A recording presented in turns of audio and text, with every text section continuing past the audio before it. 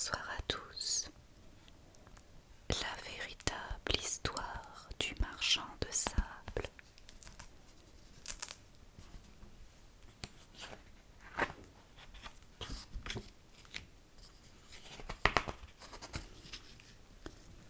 Allez vite vous coucher, le marchand de sable va passer. On s'en fiche du marchand de sable, s'écrie Serpolet.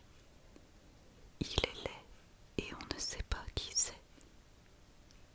Eh bien, je vais vous le dire, le marchand de sable, c'est moi.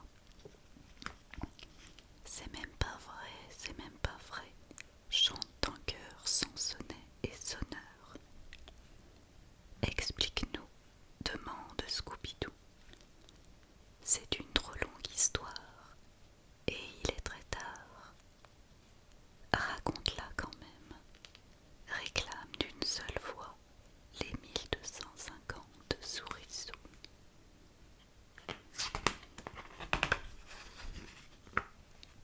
Quelques minutes plus tard, Papa Souris, au milieu de tous ces petits, commence son récit.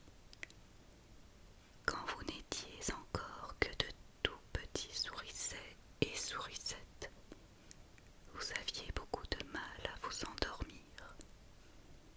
Il y en avait toujours parmi vous qui empêchaient les autres de se reposer. Samba et Sirtaki dansaient toute la nuit. Soliste était triste, Salade était malade et vomissait avec Sirop, qui toussait trop. Super Shoot jouait au foot.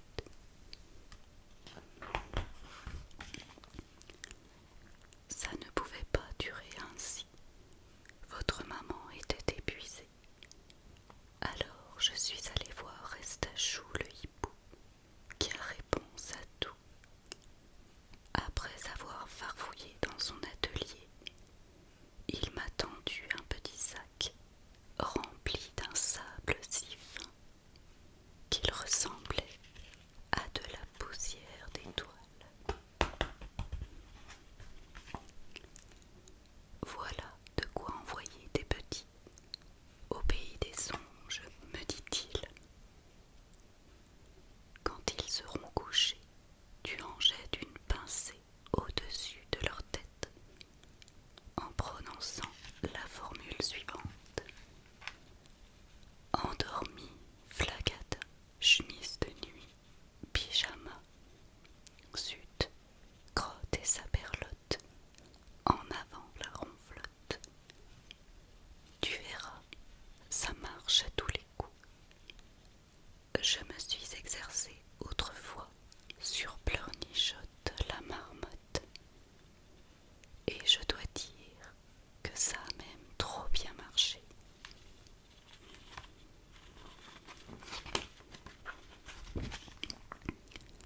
Avant que je ne le quitte, Restachou m'a prévenu.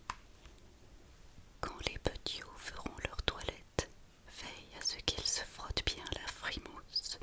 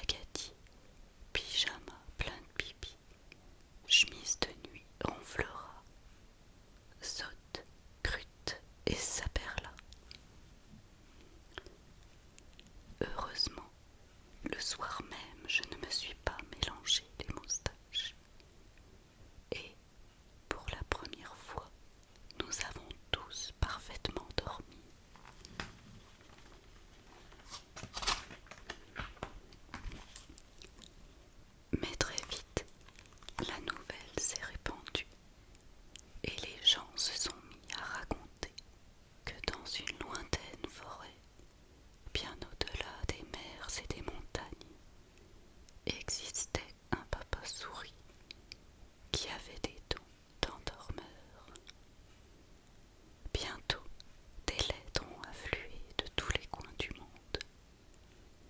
Et Gritro le corbeau n'arrivait plus à les distribuer. Nous avons besoin de vous, écrivaient des parents exténués.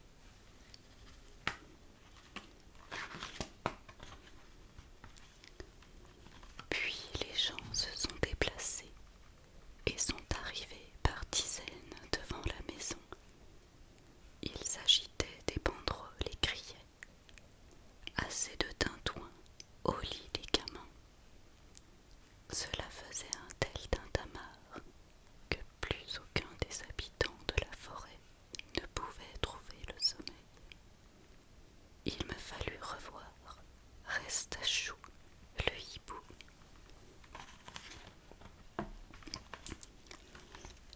Je crois que tu as une mission à remplir, Papa Souris. Tu seras marchand de sable. Je te fournirai la poussière d'étoiles, et toi sur un nuage, aussi transparent que la rosée du matin. Tu survoleras le monde pour endormir tous les petits agrippants qui refusent de fermer l'œil. Et c'est ainsi que l'aventure a commencé. Depuis cette époque, je tourne autour de la terre, toujours dans le même sens, en suivant le soleil.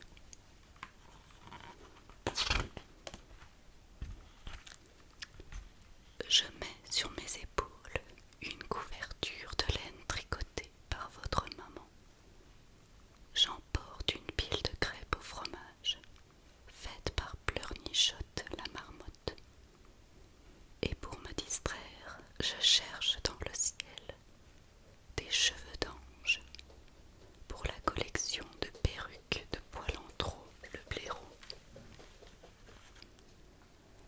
Je remplis ma mission avec beaucoup de joie et tous les parents sont ravis pour me remercier et me permettre de vous nourrir. Ils jettent des pièces de monnaie dans les fontaines en disant que ça porte bonheur. C'est une façon très amusante de me payer. Avec mon épuisette, j'ai l'impression de pêcher de beaux poissons ronds, en or et en argent.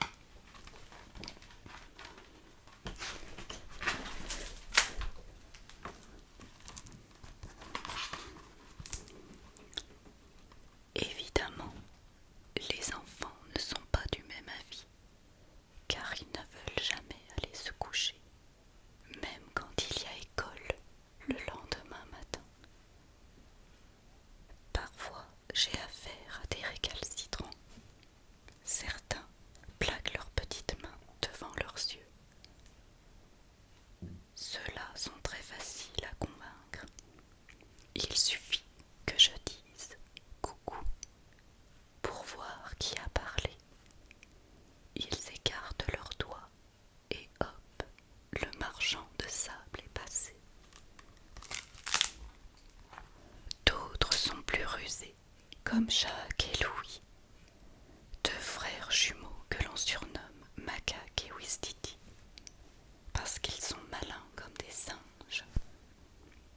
Ils avaient pris l'habitude de se coucher avec des lunettes de piscine, et j'avais beau faire, pas un grain de sable ne pouvait atteindre leurs yeux.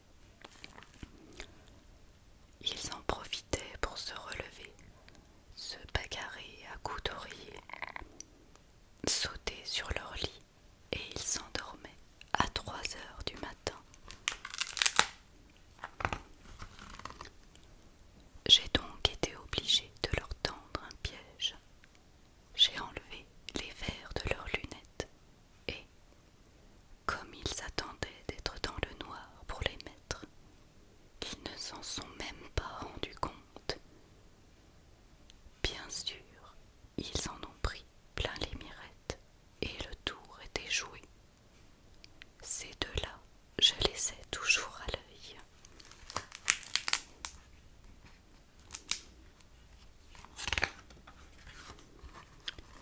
J'ai connu aussi une petite fille qui avait eu un gros chagrin, comme elle pleurait toute la nuit dès qu'un grain de sable entrait dans ses yeux. Il était immédiatement refoulé par les larmes. J'ai dû faire preuve de beaucoup de patience avant qu'elle ne m'ouvre son cœur. Alors, en suivant les conseils de Constructor le castor, j'ai réussi à recoller tous les morceaux de ce pauvre cœur brisé. Ce soir-là, ma petite solitaire s'est endormie en souriant, ce qui ne lui était pas arrivé depuis longtemps.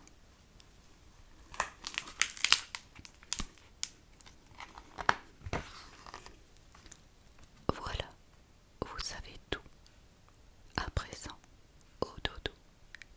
Et papa sourit, après avoir lancé une bonne pincée de sable sur ses souriceaux, s'en va sur la pointe des pattes en fredonnant 1, 2, 3, endormi, endorma.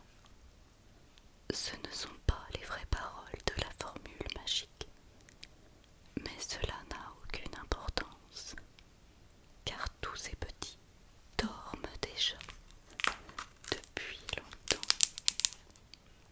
J'espère que cette histoire